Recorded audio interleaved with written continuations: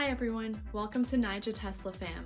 We just got back from a 1,600-mile road trip in our Model Y, and I can't wait to share with you how it went.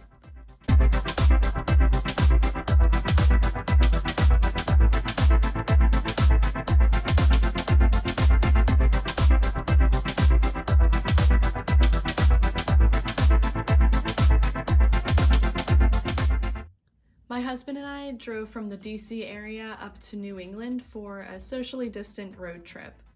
We were eager to see how things would go with our new baby Tesla.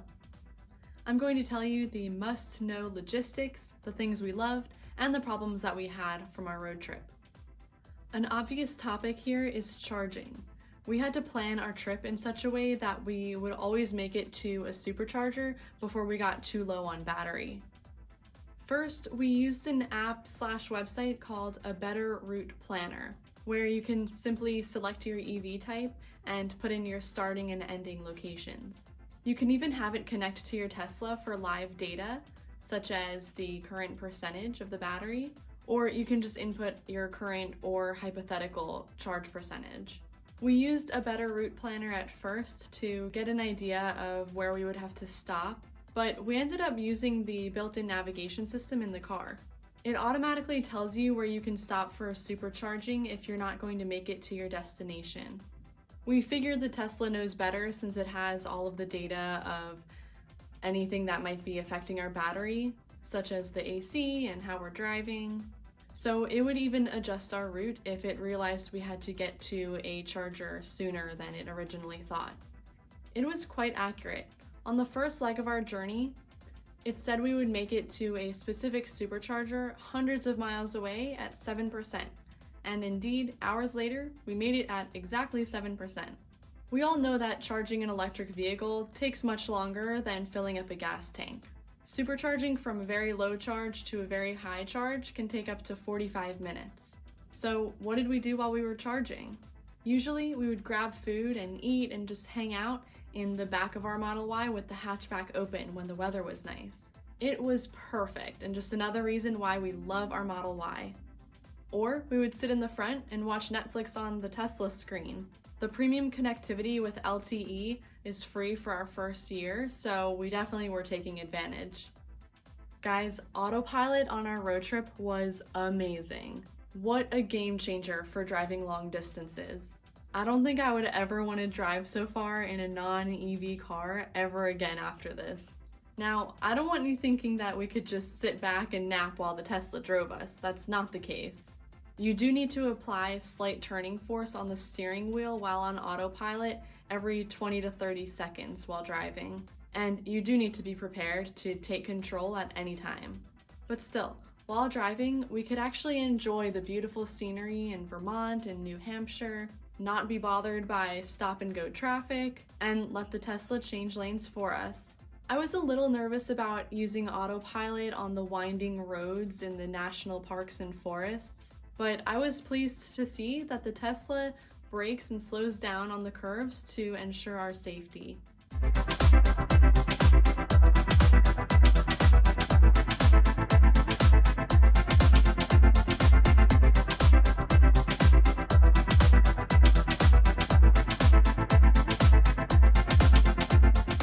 So, our road trip with our Model Y sounds flawless, right? Well, not 100%. These are the issues that we faced.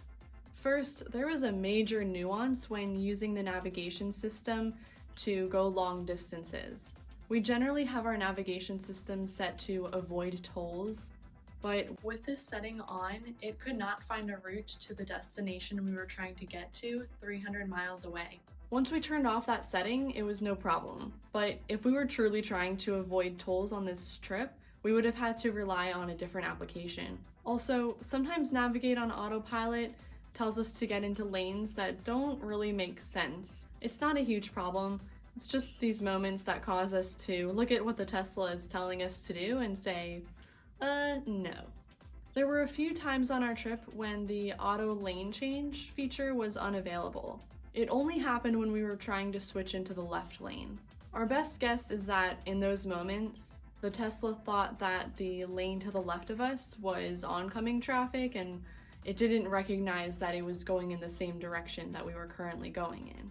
Another kind of issue was there was a really sharp curve on one of the winding roads that we were driving on. It was almost like a U-turn. On autopilot, the Tesla braked severely, which was good, but it was also crossing the double yellow line and was driving like in the middle of the road, which was not so good. I guess it's still learning, and that was a pretty unique situation, but still, that definitely could have been putting our safety at risk if we didn't take control.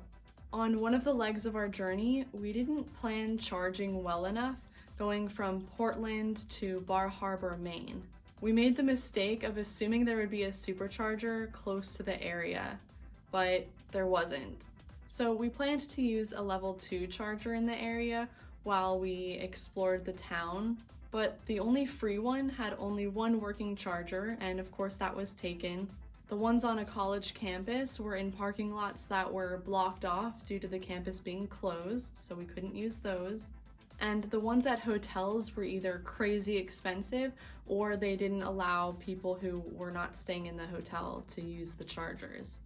We had to completely change our plans, and miraculously, we made it to a charger in some random town called Ellsworth, about 30 miles away.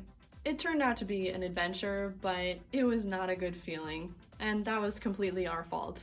Finally, after putting over 1,600 additional miles onto our Tesla, the brakes started squeaking by the time we got home. The passenger door also started making weird noises whenever it's opening.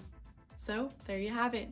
Our Model Y made our road trip 1,000 times better and made us love our car even more. If you have any questions about road tripping in a Model Y, drop them in the comments below. Thanks for watching, and see you next time on Naija Tesla Fam.